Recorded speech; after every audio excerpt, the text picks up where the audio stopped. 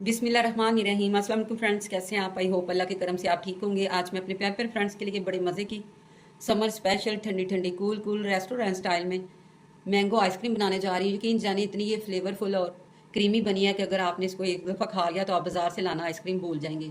सिर्फ 2 इंग्रेडिएंट से आप इसको ईजिली घर में बना के इंजॉय कर सकते हैं। ये ना सिर्फ बच्चों की फेवरेट है बल्कि बड़े भी इसको बहुत ज़्यादा लाइक करते हैं। तो इसी पॉइंट पर अगर आज की आपको मेरी मैंगो आइसक्रीम की रेसिपी पसंद आए तो आप मेरे चैनल को सब्सक्राइब कर दें, मेरी वीडियो को लाइक कर दें, फ्रेंड और फैमिली मेम्बर में शेयर कर दें और बेल आइकन को ज़रूर प्रेस कर लें ताकि हर न्यू रेसिपी का नोटिफिकेशन सबसे पहले आप तक पहुंच सके।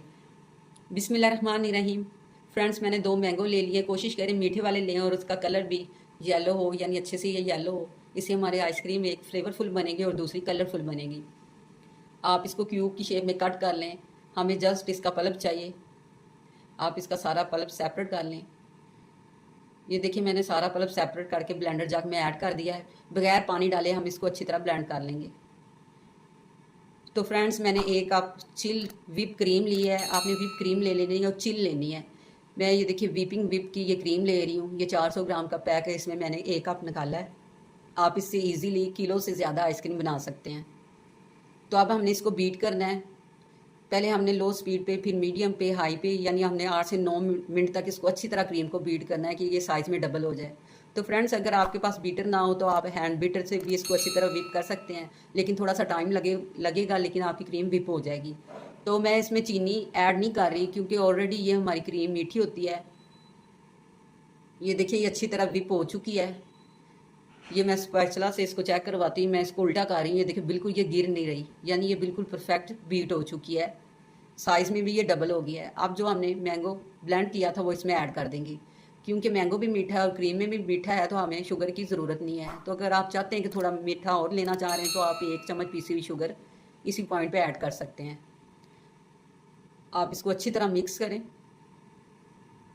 अभी थोड़ा सा ये देखिए मुझे ना कलर डल लग रहा है, तो मैं 1 पिंच ना येलो फूड कलर इसमें ऐड कर रही हूँ और इसको हमने अच्छी तरह मिक्स कर लेना ताकि हमारी ये आइसक्रीम का कलर थोड़ा सा डार्क हो जाए।